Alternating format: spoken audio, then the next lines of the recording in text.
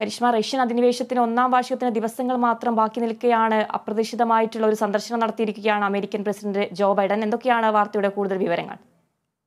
അതെ, ഈ മാസം 24-ാം തീയതി ആകുമ്പോഴേക്കും റഷ്യ യുക്രൈൻ യുദ്ധം ആരംഭിച്ച് ഒരു വർഷമാവുകയാണ്.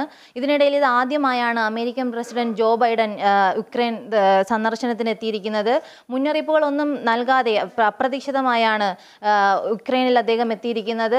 രാവിലെ തന്നെ പക്ഷേ അവിടെ സുരക്ഷാ മുന്നൊരുക്കങ്ങളും ഗതാഗത നിയന്ത്രണങ്ങളൊക്കെ ഏർപ്പെടുത്തിയിരുന്നു. പക്ഷേ ആരാണ് വരുന്നതെന്നതിനെ കുറിച്ചുള്ള വിവരങ്ങളൊന്നും തന്നെ ലഭിച്ചിരുന്നില്ല. എന്നാൽ അപ്രതീക്ഷിതമായി അമേരിക്കൻ പ്രസിഡന്റ് ജോ ബൈഡൻ യുക്രൈനിൽ എത്തിയിരിക്കുകയാണ്. നിരവധി തവണ യുക്രൈൻ പ്രസിഡന്റ് യുക്രൈനിലേക്ക് അദ്ദേഹത്തെ ക്ഷണിച്ചിരുന്നുവെങ്കിലും ഇത് ആദ്യമായാണ്.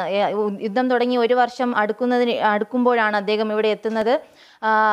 വന്നതിനെ തുടർന്ന് $50 കോടി ധനസഹായം യുക്രൈന് നൽകിയിരുന്നു. അതുപോലെ തന്നെ യുദ്ധത്തിന് ആവശ്യമായ ആയുധങ്ങളും അതുപോലെ തന്നെ സൈനികർക്ക് ആവശ്യമുള്ള യന്ത്രങ്ങളും അമേരിക്കയിൽ നിന്ന് നൽകിയിട്ടുണ്ട്. അതുപോലെ തന്നെ പരസ്യമായി യുക്രൈനെ പിന്തുണയ്ക്കുകയാണെന്നും അദ്ദേഹം പ്രഖ്യാപിച്ചു. ഒരു വർഷം റഷ്യയെ നേരിടാൻ യുക്രൈന് സാധിച്ചു എന്നും അദ്ദേഹം പ്രഖ്യാപിച്ചു. ഇനിയും നേരിടാൻ യുക്രൈനെ സഹായിക്കുമെന്നും അതിന് എല്ലാ പിന്തുണയും നൽകുമെന്നും അമേരിക്കൻ പ്രസിഡന്റ് ജോ ബൈഡൻ അറിയിക്കുകയായിരുന്നു. അതുപോലെ തന്നെ ചൈന റഷ്യയെ സഹായിക്കാൻ രംഗത്തെത്തിയതിന് പിന്നാലെയാണ് ഇപ്പോൾ അമേരിക്കയിൽ നിന്ന് ജോ ബൈഡൻ എത്തി ഇത്തരത്തിൽ പറയുന്നത്. അതിനൊരു മുന്നറിയിപ്പും അദ്ദേഹം നൽകിയിരുന്നു.